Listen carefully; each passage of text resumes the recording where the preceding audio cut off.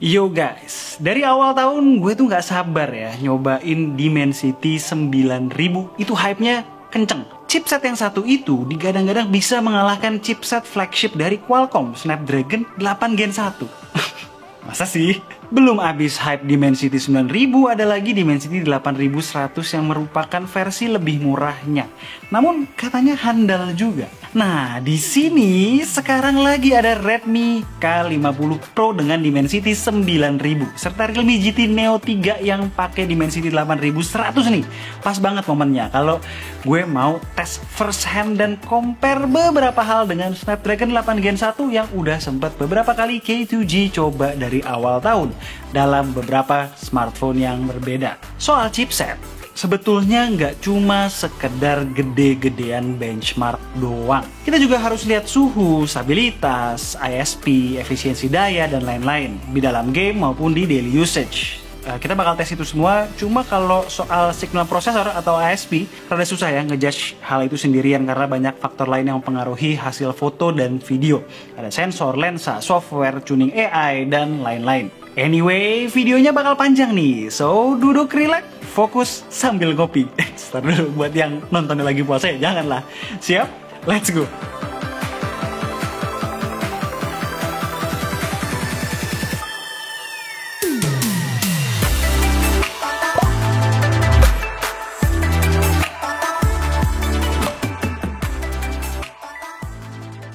Oke, gue jelasin dulu kondisi tesnya ya.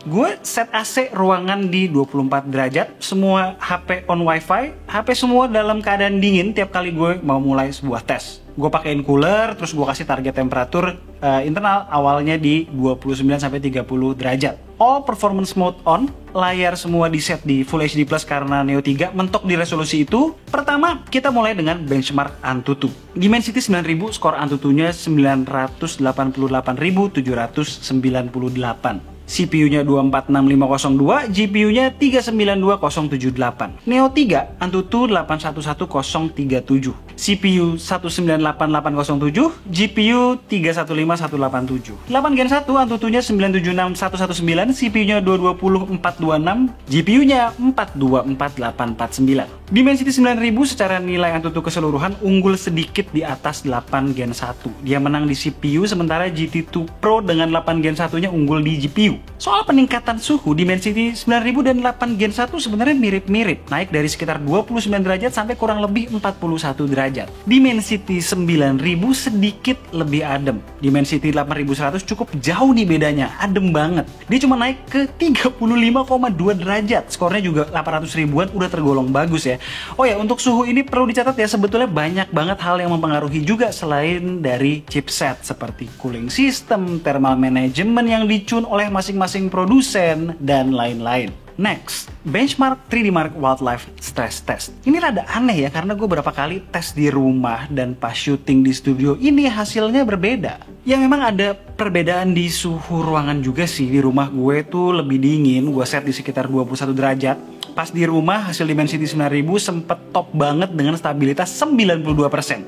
Di situasi yang sama, Dimensity 8100 bisa dapat stabilitas 98,7%. Sementara Snapdragon 8 Gen 1 cuma 63%. Nah, di studio dengan suhu 24-25 derajat ini 3 kali semuanya gue tes ulang dan mendapatkan hasil yang berbeda dengan di rumah tadi. Dimensity 9000 dapat sekitar 65%, sementara Dimensity 8100 bisa dapat stabilitas antara 75-85%, dan 8 Gen 1 nggak terlalu banyak berubah, 63,5%. Oh ya, kenapa gue nggak kasih pertimbangan suhu dari aplikasi Wildlife Stress Test? Karena antara memang ada bug atau gimana, suhunya banyak yang ngaco nih, gak sesuai dengan ketika gue tembak langsung. Suhu di loop terakhir Dimensity 9000 cuma 44,3 derajat. Itu dingin loh kalau dibandingkan dengan Dimensity 8100 nyampe 49 derajat, sementara 8 Gen 1 nyampe 47,5 derajat. Ini artinya memang suhu di ruangan atau suhu sekitar tuh ngaruh banget ya, terutama di kedua chip Dimensity ini, karena di 8 Gen 1 sebetulnya gitu-gitu aja antara di rumah dan di studio.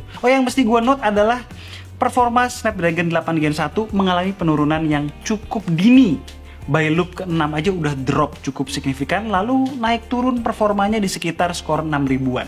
Dimensity 9000 baru turun ketika setengah jalan atau loop ke-10 ke sekitar 5.000-an. Sementara Dimensity 8100 baru loop ke 17-18. Goks.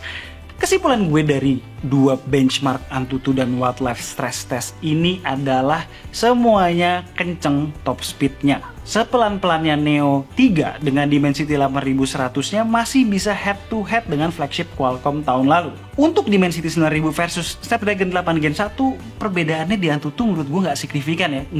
Nggak penting banget bilang, oh ini gedean Dimensity 9000. Padahal cuma beda sekian puluh ribu, itu sepele banget. Cuma memang ketika jalanin benchmark yang GPU intensif kayak Wildlife Stress Test, maksimum skor 8 Gen 1 masih unggul. Kelihatan juga kok itu dari hasil GPU di AnTuTu. Cuma kalau digeber di suhu indoor ber-AC di negara tropis begini, semuanya throttling. Walaupun memang Dimensity series ini penurunannya tidak sedini Snapdragon 8 Gen 1. Dan ketika throttling, semuanya masih kenceng. Sebagai gambaran, 8100 tuh kalau lagi throttling parah pun masih bisa lebih kenceng dari maximum speed Snapdragon 870 di Wildlife Stress Test. Kalau Wildlife Stress Test itu GPU heavy, bagaimana ketika menjalankan task yang CPU heavy? Menjalankan CPU throttle test, kita bisa lihat secara satuan gigs atau giga instruction per second, Dimensity 9000 berjalan paling tinggi di awal, sementara 8 Gen 1 berada sedikit di belakangnya, disusul Dimensity 8100. Walaupun begitu, nggak butuh waktu lama sampai Dimensity 9000 di K50 Pro throttling, sehingga performa minimumnya bisa sampai di bawah performa minimum 8100 yang berjalan cukup stabil. 8 Gen 1 di GT2 Pro secara CPU-nya lebih stabil ya dari Dimensity 9000 walaupun masih ada penurunan. Sementara suhu kalau ditembak sekitar 41-an derajat untuk kedua chip MediaTek ini dan 43-an untuk 8 Gen 1. Oke, artinya apa? Ketika kita menjalankan task-task yang berat di CPU secara intensif maupun dalam kondisi yang panas, justru Snapdragon 8 Gen 1 mampu mempertahankan performanya sedikit lebih baik dari Dimensity 9000. Sementara untuk kecepatan ngegas di awal, Dimensity 9000 unggul cukup jauh dari kedua lawannya. Cuma perlu catat nih, secara rata-rata perbedaan antara ketiganya nggak signifikan loh. 227.000 di Dimensity 9000 dan 221.000 di Dimensity 8100, serta yang terakhir 238.000 di 8 Gen 1.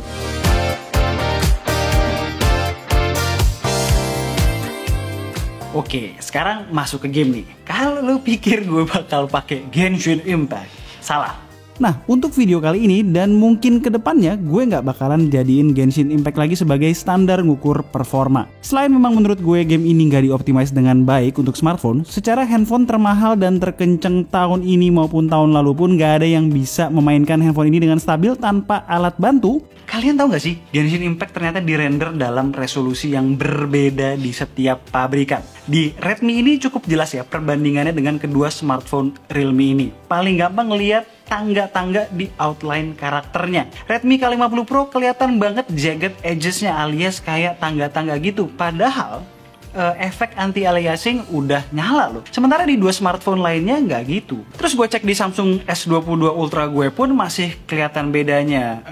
Lebih baik daripada di Redmi, tapi masih lebih bagus di Realme, di kedua smartphone Realme ini. Buat yang nanya berapa resolusi pasti yang dirender oleh masing-masing HP, gue masih mencari cara untuk mendapatkan hasil absolutnya berapa pixel kali berapa pixel. Buat yang punya ide atau tahu gimana caranya, boleh banget drop komen di bawah.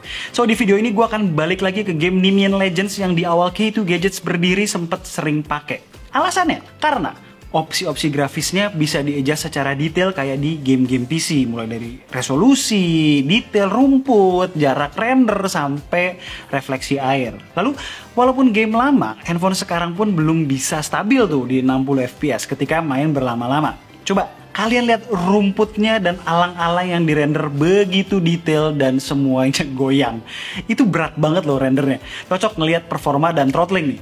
Lalu ada built-in FPS counter, cocok buat benchmark. Jadi nggak pakai lagi third party FPS counter maupun FPS counter bawaan yang masih punya kemungkinan kurang akurat. Ini kan udah built-in ya dari gamenya, jadi dia secara Akurat bisa kasih tahu kita berapa frame yang mampu dirender dalam waktu 1 detik. Yang paling penting, experience-nya juga bakalan rata di semua pabrikan handphone. Nggak ada yang render dalam resolusi berbeda karena kitalah yang atur sendiri resolusinya. Terakhir, di handphone apapun bisa jalanin kualitas mentok. Beda dengan game-game mainstream yang dibatesin per chipset. Contoh gitu ya, handphone kentang di PUBG mana bisa disuruh jalan dengan settingan FPS max 60 dengan graphics quality rata kanan misalnya. Semua serba di limit berdasarkan chipset.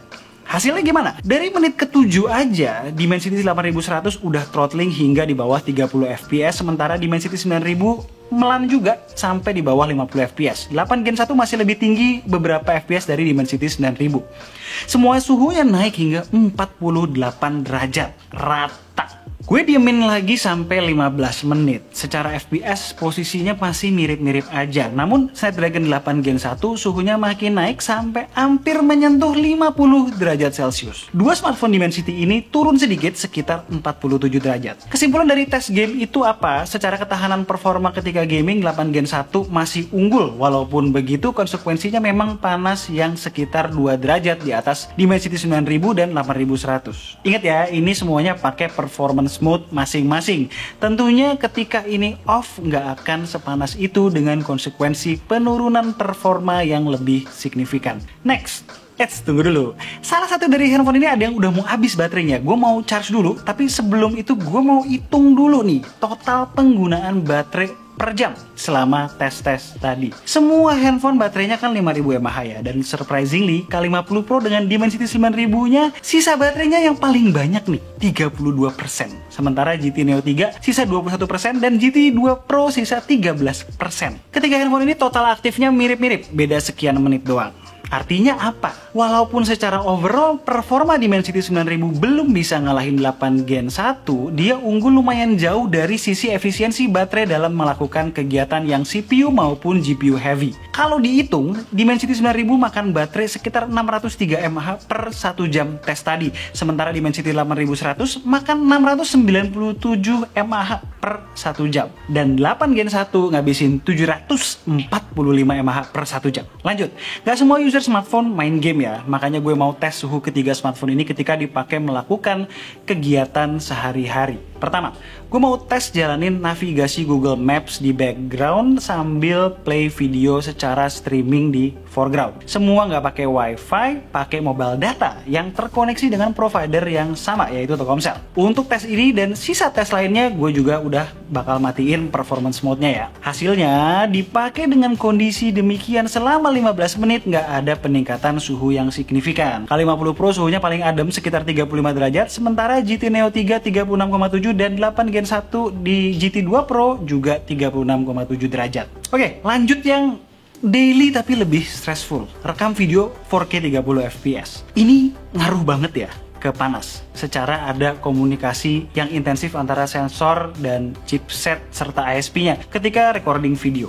Rekod under 10 menit, hasilnya Dimensity 9000 berhasil kasih suhu yang lebih rendah dibandingkan 8 Gen 1 dengan 40,7 derajat versus 43 derajat. Sementara Dimensity 8100 41,5 derajat. Kelihatannya memang nggak signifikan bedanya, tapi ini jelas akan lebih berasa ketika kalian recording di outdoor misalnya dengan suhu sekitar yang pastinya lebih panas pula di Indonesia.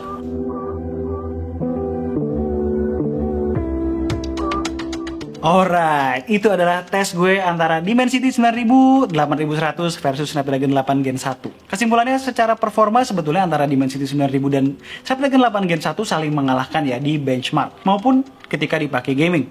Cuma memang soal efisiensi daya dan suhu Dimensity 9000 secara overall lebih baik.